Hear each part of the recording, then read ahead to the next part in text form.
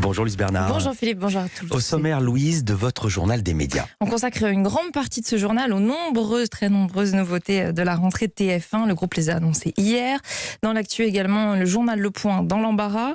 Léa Salamé, elle ne présentera plus l'émission politique de France 2 et la possible motion de défiance envers le directeur de l'information de France Télé. L'autre présentateur de l'émission politique de France 2. Mais d'abord, les audiences qu'ont regardé les Français hier soir.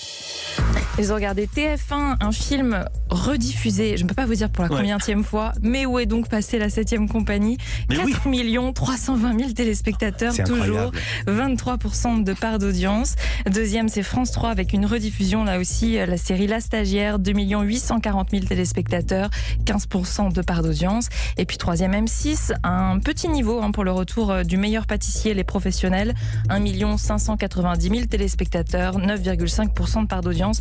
Désolé Philippe, on ne leur a pas porté chance. Vous me l'avez ôté de la bouche. Culture Média. On commence ce journal des médias avec les nouveautés de la rentrée de TF1. Le groupe les a annoncées hier lors d'une conférence de presse où vous étiez présente, Louise. Oui, beaucoup de nouveautés annoncées. Alors on va y aller point par point en commençant par les fictions. Comme l'an dernier, TF1 mise beaucoup sur les séries et téléfilms français, au détriment d'ailleurs des séries américaines moins nombreuses.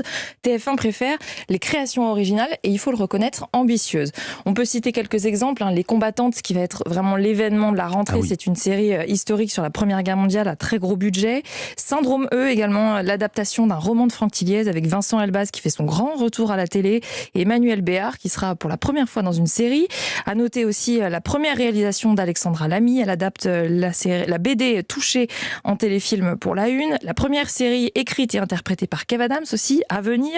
Une vingtaine de nouveautés en tout, dont des coproductions internationales et des fictions autour de sujets de société, handicap, violence sexuelle, faits divers aussi, l'affaire Daval pour la première fois en fiction, avec toujours beaucoup de noms connus d'acteurs et d'actrices de cinéma aussi qui se frottent à la télévision. La frontière entre ces deux mondes, autrefois très marquée, s'efface un peu aujourd'hui. J'en ai discuté avec Fabrice Bailly, directeur des programmes et des acquisitions du groupe TF1. Je pense qu'ils trouvent à la télévision, dans les séries, des rôles qu'ils n'ont pas la possibilité d'avoir au cinéma, dans un exercice qui est très différent puisqu'on suit les gens sur plusieurs heures, donc on a la possibilité, je pense que les comédiens ont la possibilité d'entrer dans leur rôle de manière très profonde, et à chaque fois qu'ils ont une expérience télévisuelle, je peux vous dire, c'est qu'ils y reviennent parce que c'est quelque chose d'assez unique dans son genre, et aujourd'hui la télévision est extrêmement ambitieuse. Lorsqu'on voit Les Combattantes qui a un budget de plus de 20 millions d'euros, qui est le budget le plus important pour une fiction française à ce jour, je dirais on n'est pas loin, et je dirais même au-delà, je dirais des ambitions de beaucoup de films de cinéma. Et côté divertissement, la Une va miser là sur ces grandes marques avec le retour de nombreuses émissions très connues des téléspectateurs, Koh-Lanta, The Voice, Masked Singer, Danse avec les stars, etc. Et puis TF1 joue aussi sur la nostalgie en relançant des programmes anciens. Le meilleur exemple, c'est le retour de la Star Academy avec des primes et une quotidienne comme à l'époque. Chaque jour avant les feuilletons de la Une, ce sera vers 17h. Dans la même lignée, la Une annonce un prime événement. Écoutez bien, les inconnus vont se reformer. Ce sera le temps d'une mini-fiction inédite. Gros coup pour TF1. Et puis des sketchs cultes seront rejoués par d'autres comédiens et comédiennes. TF1 ressuscite aussi Un gars, une fille pour fêter les 20 ans du programme qui a fait connaître Alexandra Lamy et Jean Dujardin. Alors ce sera un prime avec les meilleurs moments et des duos inédits qui vont rejouer certaines scénettes. Bref, TF1 va faire du neuf avec de l'ancien.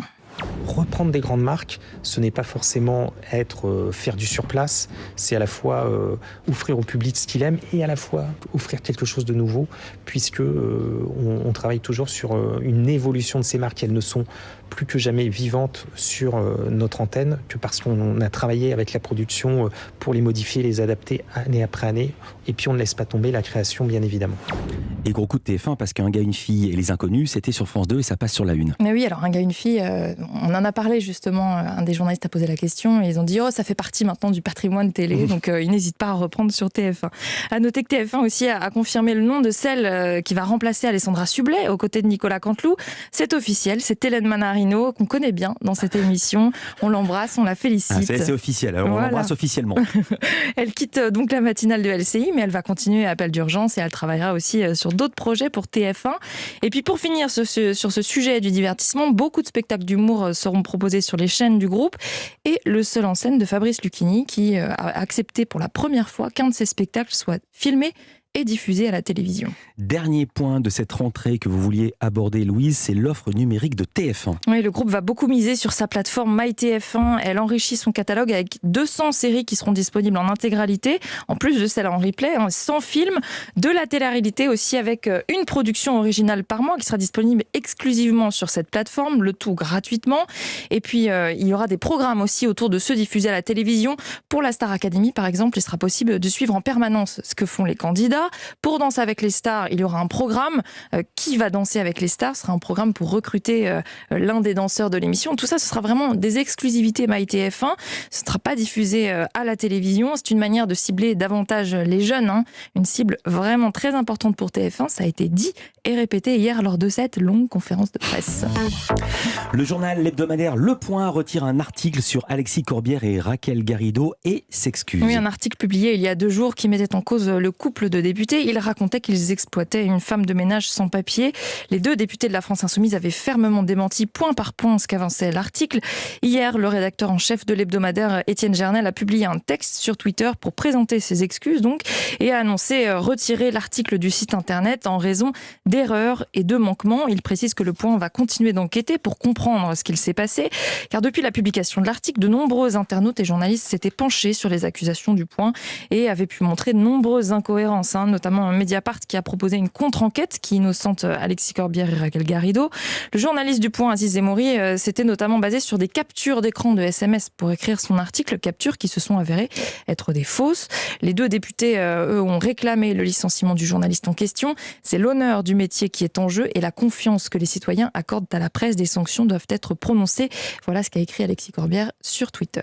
Dans l'actualité des médias également, Léa Salamé renonce à l'émission politique sur France 2. Oui, alors elle avait déjà annoncé qu'elle ne pourrait pas continuer toutes ses activités médiatiques à la rentrée. C'est donc à l'émission politique qu'elle renonce d'après Télérama. Il faut dire qu'elle va déjà être bien occupée entre sa matinale radio et le talk-show du samedi soir de France 2 qu'elle reprend seule.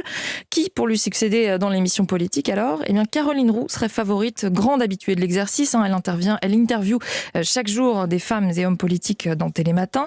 Mais selon Télérama, rien n'est encore vraiment arrêté. Les négociations sont toujours en cours. À France Télévisions toujours, le directeur de l'information est dans la tourmente. Oui, les journalistes du groupe ont décidé de soumettre au vote une motion de défiance contre Laurent Guimier. Pourquoi ? Eh bien, le non-renouvellement d'un tiers des CDD de la rédaction, après avoir pourtant garanti à la Société des journalistes quelques jours plus tôt l'inverse. Il avait promis de renforcer les services de la rédaction pour l'été. Mais en fait, c'est en réalité une goutte d'eau qui a fait déborder un vase déjà bien plein. Les relations sont tendues avec la rédaction depuis plusieurs mois. Le vote aura lieu jeudi prochain. Merci beaucoup Louise Bernard. Ces infos à retrouver dans notre newsletter média sur europe1.fr à lundi pour un nouveau journal des médias. Je vous souhaite un très très bon week-end. Merci, vous aussi, à lundi.